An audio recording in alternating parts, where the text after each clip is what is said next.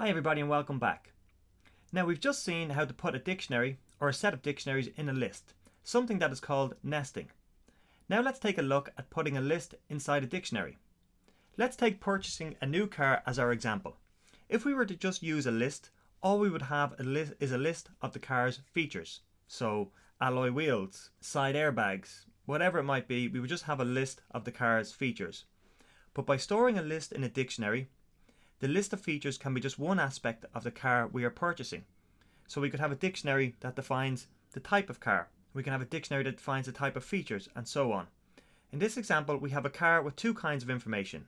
The standard car features, which come with any car purchase, and a list of additional extras which any consumer can ask for. The list of extras is a value associated with the key extras.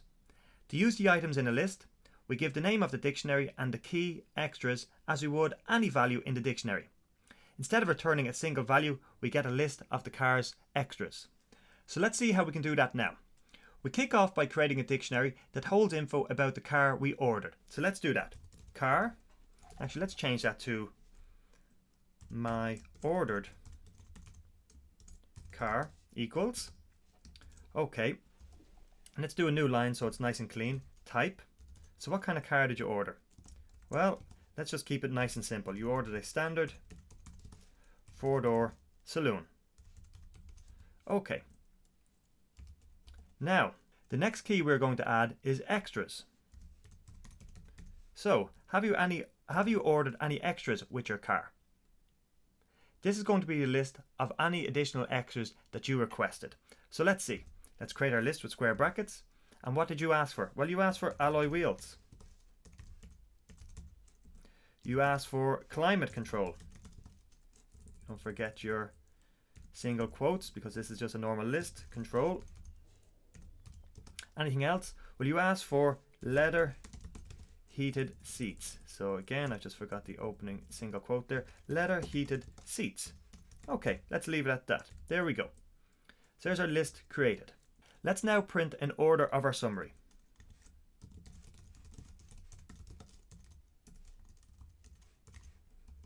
Print. The car you ordered is a, close our quotes, plus car, plus type.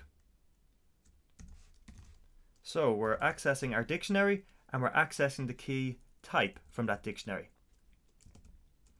Plus with, and actually just put in a space there, with the following extras. Okay, so let's see what we do now.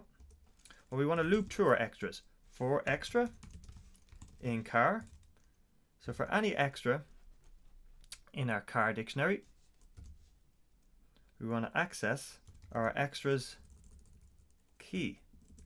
So we want to access the value of our extras key. And we want to print these out. Print backslash. And here's something we haven't used before, although we have seen it. Tab plus extra. Okay, so let's run this now and see what we get. Oh, error. Okay, so where's our error? Well, it's telling us it's at line 7. So let's have a look at line 7. And here we go. I forgot my colon. Okay, there we go. Corrected. Let's run it again. Oh, another error. This is not good. Let's have a look. So the error is telling me it's on line 12.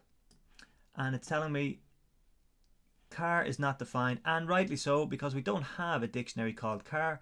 We have a dictionary called my ordered car. There we go. And again, we have it here in car, but it's not car. It's my ordered car. Just remove that additional car and let's see. Yay! The car you ordered is a standard 4-door saloon with the following extras: alloy wheels, climate control, leather heated seats. So as we've just done, we have nested a list inside a dictionary. Whenever you want more than one value to be associated with a single dictionary, you can use lists within that dictionary. A very, very helpful resource. Okay, thank you for listening. And that brings us to the end of our section on dictionaries. But if you have any questions at all, please do not hesitate to contact me, and I'll see you in the next lecture. Thank you.